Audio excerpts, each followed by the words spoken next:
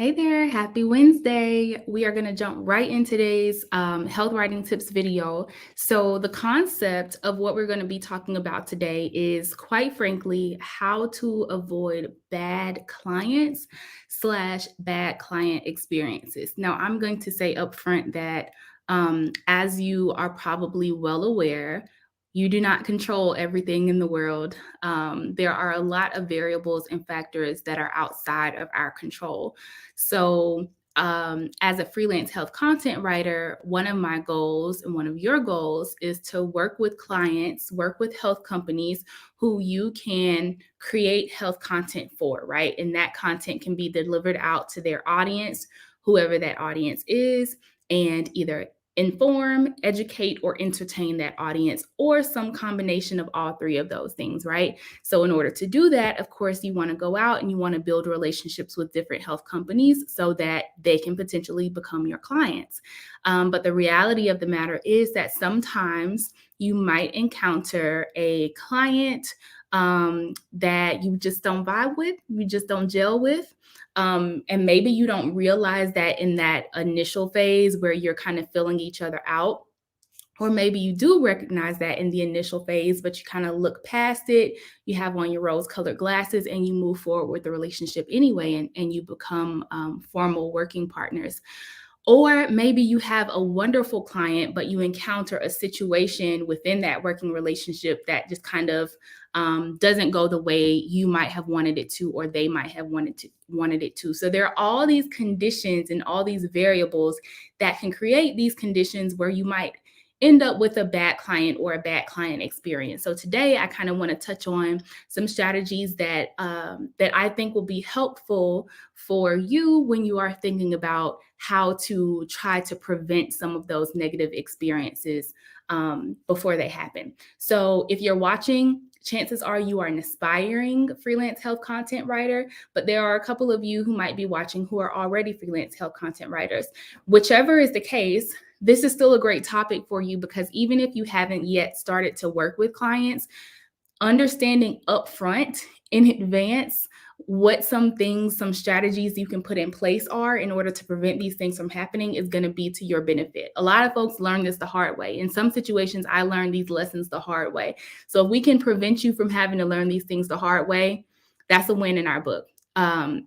So for those who might not know, my name is Megan Freeland. I am a public health pharmacist by trade, but I work as a health content strategist and health communication specialist. And in addition to creating health content for different companies, I run a program called Health Professionals to Health Writers, which is designed to teach healthcare providers how to replace a portion of their income through freelance health content writing, which we're going to be talking about today. So, in order to jump into these strategies, there are three things that I want to share with you. I'll share them with you up front so you know exactly where we're going.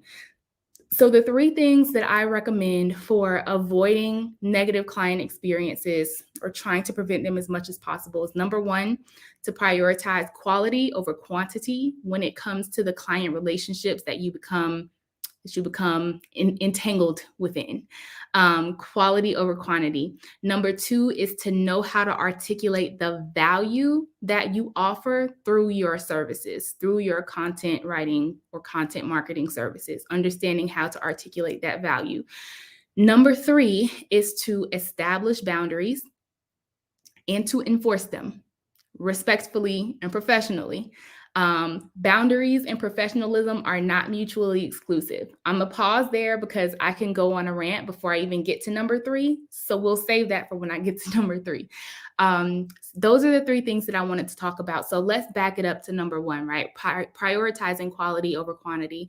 I've talked about this in previous videos, but I started freelancing in 2017, and when I look back on the caliber of the caliber and the type of clients that I worked with at that point in time is very different from the types of clients that I began to work with later in my business. And the reason for that is because I was so I was so focused on the goal of increasing my clientele and scaling up income and getting out there and getting experience that I did not focus enough on making sure that the clients that I was working with really were high quality clients. And so when I say high quality clients, I mean, for example, these are clients who naturally understand the benefit of content marketing for their business, right? They don't just want blog posts because they think it's going to look nice on their website. They understand that this is a marketing tool and that this needs to be relevant to the business operations, the products and services that are offered. So the clients who don't necessarily understand that, their priorities are going to be different, right? And so that is one consideration when thinking about high quality clients. Another consideration is when you're having conversations around rates and payment, what are those conversations like? Are they comparing you to somebody on Upwork or Fiverr where they can pay them $15 and they're going to get a 500-word blog post? Or do they understand that blog posts are a part of a content marketing strategy, which is a more high value aspect of their business than just throwing someone $15 and expecting them to create an impactful piece of content for them? High quality clients, do they have systems in place whereby there are people who are able to review the content and make sure that it is written in the company's voice? Do they have style guides, brand guides, that type of thing? Now, not every client, especially in the health space, is going to have that level of detail because maybe they don't have an editorial department or an editorial staff. But these are examples of, depending on the client, different indicators of the type of client they would be to work with as a health content writer.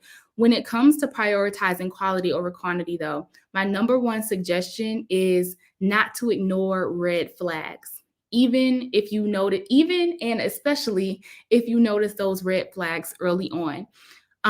When I think back on some client experiences that I had that were not so great, 9 times out of 10, there were red flags before they actually became a client. And I either looked past those red flags or maybe didn't notice them in the moment or didn't give them the weight that I should have in that moment. I would not ignore those red flags in retrospect. How do they communicate with you via email or via phone, however you all are communicating? How do they communicate with you? Is it respectfully? Is it professionally?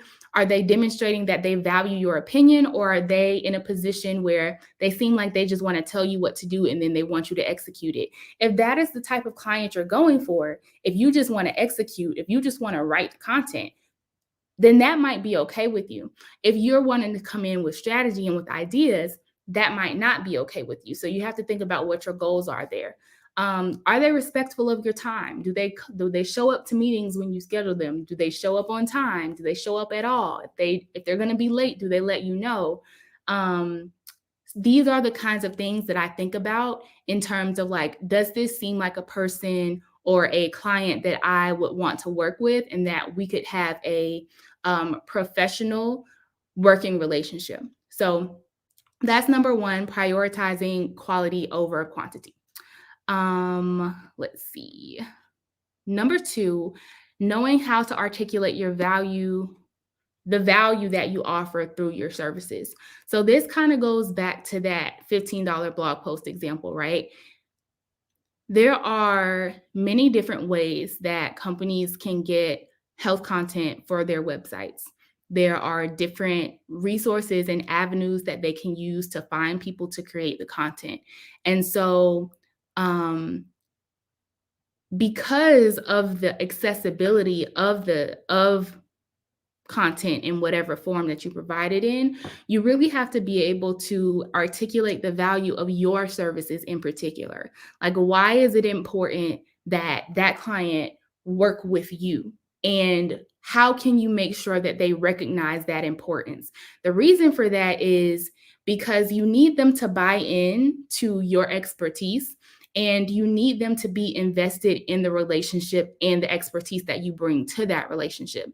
And if you're not able to really articulate the power of your writing services or your marketing services to their business and to their bottom line, then your perspective is not necessarily going to hold as much weight.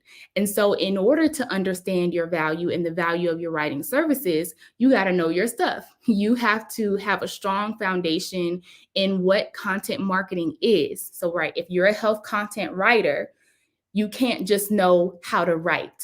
You need to, content writing is just a small piece of the larger pie or cake or brownie that is content marketing, right? It's just a small piece of that puzzle. So you really need to have a broader understanding of content marketing, how your content writing fits into that puzzle, and then why that is valuable for that client or potential client.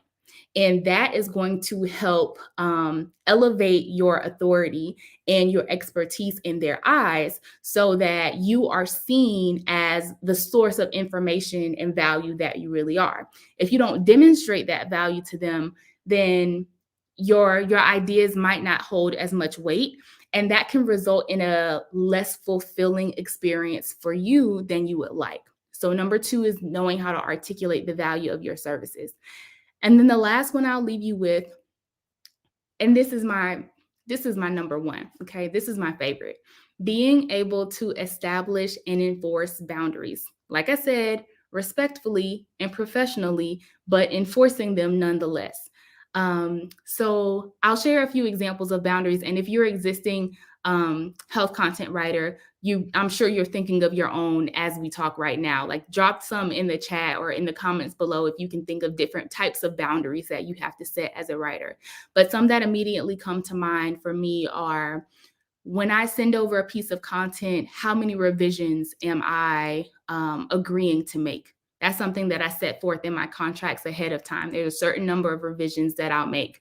When am I available for communication? When am I online and available to respond to different communications?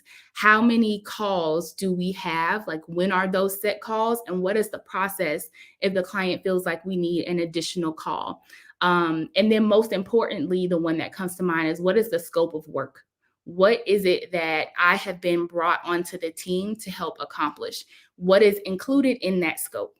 Right? Because what happens is something called scope creep. If you're not yet in the industry, you'll hear about it a lot when you get in there. But scope creep is when you have a scope of work, but then you have situations where people are asking you to go outside that scope of work and do additional things on top of what you had already agreed to do, additional things that you did not agree to do. And so for me, my scope of work is tight and it's clear. And so being able to say to someone, hi, I understand that you feel like this is a need now, or I think that this might be a need that we want to address now, but it's not within the scope of work. So these are the steps that we would need to take in order to add that to the scope of work. And being able to express whether those additional steps that we need to take are adding money to the budget or adding time to the project, et cetera, et cetera. So it's really important to be able to establish those boundaries in the moment, right, as the relationship is going on, but also in possibly most importantly upfront. So before I ever start working with a client, we have these conversations about revisions, about communication, about all these things, so that I can make sure that we are on the same page as much as possible about the operations, the processes that are going to happen. And I get their buy-in. I know that they know what I'm saying, and they know that I know what they're saying, and we're on the same page about that. So I can't emphasize enough how important establishing those boundaries up front is, and being able to enforce them professionally. So hopefully these were helpful tips for you. If you have other suggestions, ideas that you have used or that you think might be helpful in these relationships, please feel free to leave them in the comments, because I'm sure some folks would benefit from them. In the meantime, make sure that you are following the Health Writers for Health Professionals Health Writing for Health Professionals channel on YouTube. That's where all of these videos are stored and saved, so that if you want to come back and watch something, you don't have to like scroll on my LinkedIn page. You can just find them in a more organized fashion on the Health Writing for Health Professionals YouTube channel. I will speak to you all next week. Have a good one.